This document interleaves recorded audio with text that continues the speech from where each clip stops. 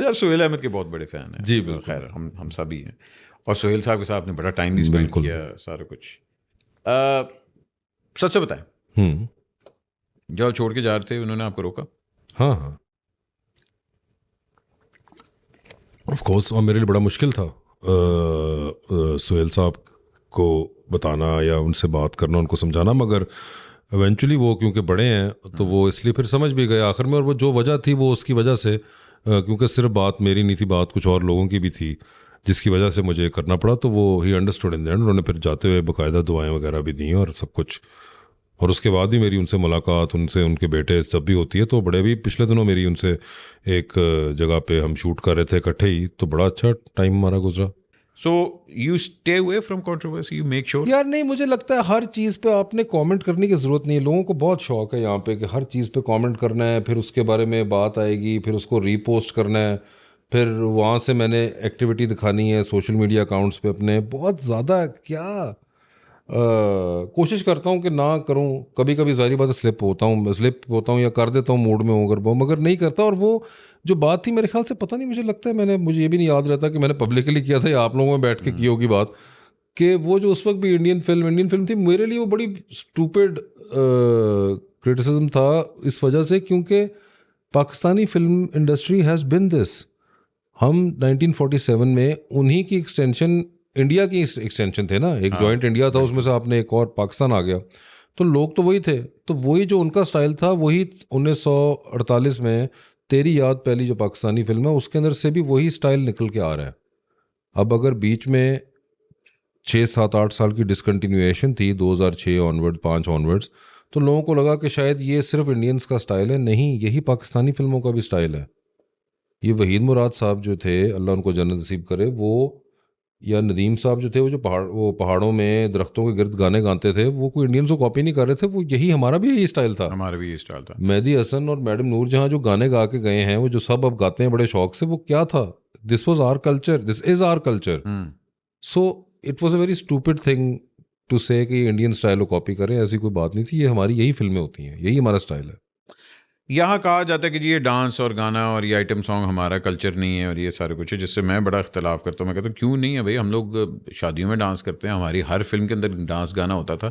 अब जाके हम लोग एक बड़ा राइचस एटीट्यूड में आ गए हैं कि जी हम ये करेंगे, ये नहीं नहीं, करेंगे। देखिए, कल्चर और पहले होते रहना एक डिफरेंट बात है, और आपका उसको तब्दील करना या उसके ऊपर क्रिटिसिज्म करना कि ये नहीं होना चाहिए, ये एक और टॉपिक है। नहीं होना चाहिए एक डिबेट और है, वो आपको होता क्या रहा लगता है। है, आप बताएं, आइटम सॉन्ग होना चाहिए फिल्म में? मेरे ख्याल से नहीं होना चाहिए। और मेरा तो सिंपल जो अच्छा, आइटम सॉन्ग को आप क्या कहते हैं? मेरी अभी बड़ी अच्छी डिस्कशन हुई थी, उन्होंने कहा था कि यार आइटम सॉन्ग का एक नाम होता था स्पेशल सॉन्ग। ठीक है, आइटम इंडिया वालों ने अब जाके हाँ, तो नंबर ये दिया कि जी आइटम वो कहते हैं। क्योंकि हाँ। देखिए टर्म वहाँ से कॉइन होती है फिर यहाँ पे आती है ना, ये एक बड़ा मसला है। आइटम इंडिया वालों ने कहना शुरू किया, हमने वहाँ से उठाया, क्योंकि हमारे पास इतना टाइम नहीं है कि हम अपना कोई लफ्ज़ निकाल सकें। हमें भी तो एक पके पकाई डिशेस खाने का आदत हो चुकी हुई है ना। हमें वो व्यूअर्स चॉइस अवार्ड करना है, वो एक पकी पकाई डिश है जो इंडिया से आई है एक्चुअली। तो हमने कहा हम भी इस्तेमाल कर लेना, साथ वाले ने फार्मूला तैयार किया, हमारा भी काम निकल आएगा इसके अंदर। हम्म। तो ये आइटम सॉन्ग वर्ड के साथ भी यही चीज़ हुई हुई है। गाने तो हमेशा हमारी फिल्म में इस तरह का होता था, एक कोई वैम्प गा देती थी कभी, कोई आके हाँ, और एवी सारा एक गाना हमेशा बीच में हो गया। वो एंड वाले तो विलन वो से पहले एक कल्चर का आता आपके था। हिस्सा हमेशा रहा है, कल्चर का हिस्सा रहा है आपके फिल्म कल्चर का। मगर आपको अब अच्छा नहीं लगता, ये एक सेपरेट टॉपिक है। या होना चाहिए नहीं होना चाहिए, ये भी एक सेपरेट और रिलेटिव है। मतलब मुझे लगता है कि नहीं होना चाहिए, क्योंकि उसके बगैर काम चल सकता है। हम्म। इसी तरह मुझे जिस तरह लगता है कि फिल्मों में ये जो ओवर एक्सपोजर दिखाते हैं, ये नहीं होना चाहिए, इसके बगैर काम चल सकता है। मुझे ऐसा लगता है। अच्छा। हाँ, मतलब ये फजूल की एवी बीच में आपने केस डाल दी। अरे भाई, अगर एक काम गले लगने से हो सकता है तो उसके लिए केस करके सेंसेशनलाइज क्यों कर रहे हो? हाँ, मतलब पॉइंट समझ आना चाहिए ना कि हाँ, फिर आपको आप भी और एक कहते हैं। खातून मोहब्बत में हैं, हम्म। तो भैया गले लग लो, हाथ पकड़ के पीछे बैकग्राउंड में कोई रोमांटिक म्यूजिक डाल दो, आतिफ असलम की आवाज में एक रोमांटिक सा गाना आ जाए पीछे, पक्का हो गया कि ये हाँ। मोहब्बत में है। हाँ। वो इतना अब अंदर घुसने की क्या जरूरत है? सिर्फ सेंसेशनलाइज कर रहे हैं आप। हाँ। अवार्ड्स में बिलीव करते हैं? हाँ, अगर अच्छे हो। अवार्ड्स की कंट्रोवर्सी, स्पेशली हमारे बहुत बड़े अवार्ड शोज होते हैं जिसमें फिल्म का अवार्ड होता है, राइटर का अवार्ड नहीं होता। ओ यार, फिल्म राइटर को छोड़ें, फिल्म राइटर का तो अवार्ड, ये तो अलग चीज़ है। यहाँ पे जो अवार्ड आपके मोस्टली होते हैं, मुझे समझ नहीं आती व्यूअर्स चॉइस अवार्ड क्या बकवास है। हाँ, एक्सक्यूज माई लैंग्वेज कि मैं बकवास कह रहा हूँ, मगर ये क्या बकवास है? मतलब ये क्या है? को मैं इलेक्शन तो नहीं लड़ रहा। मतलब मैंने कई बार ये बात पहले भी की है कि सोचे ना, क्रिटिक्स चॉइस अलग है, अबे यार ये नहीं होता। व्यूअर ये चॉइस क्या, मतलब अलग है। डैनियल डे लुइस का मुकाबला करा दे टॉम क्रूज से, सारी बार टॉम क्रूज जीत जाएगा। भैया एक सिंपल चीज़ है, आपने एक बॉडी ऑफ आपका एक आर्ट वर्क है, आपने उसको चलाया जब अवाम के सामने, इसका इतना पसंद किया, इसका इतना पसंद किया, ये थी अवाम और आपके व्यूअर्स की और आपके फैंस की इन्वॉल्वमेंट, हाँ, और उनकी पावर यहाँ तक है। उसके बाद अगर आपने उनको अवार्ड देना है तो ये अब आपके पीयर्स, आपके कॉलीग्स या आपकी जो भी क्रिएटिव बॉडी है उसने डिसाइड करना है कि यार फलां बंदा भी, जिस तरह मैंने कहा डैनियल डे लुइस जो है वो बेहतर एक्टर है as compared to Tom Cruise या फिर लियोनार्डो डिकैप्रियो। आपने पकड़ के वहाँ पे भी ये जी बटन दबाएं, हमें ट्रैफिक दें आप, हमारा इंस्टाग्राम और हमारा ट्विटर और हमारा फेसबुक के ऊपर बहुत ट्रैफिक आ रही है भाई, बहुत वोटिंग हो रही है। It's not a bloody election यार। सो इट्स बेसिकली आप कह रहे हैं कि इसमें मेरिट नहीं है, इट्स मोर लाइक, मतलब आप मुझे बताएं ना, मैं आपको एग्जांपल देता हूँ,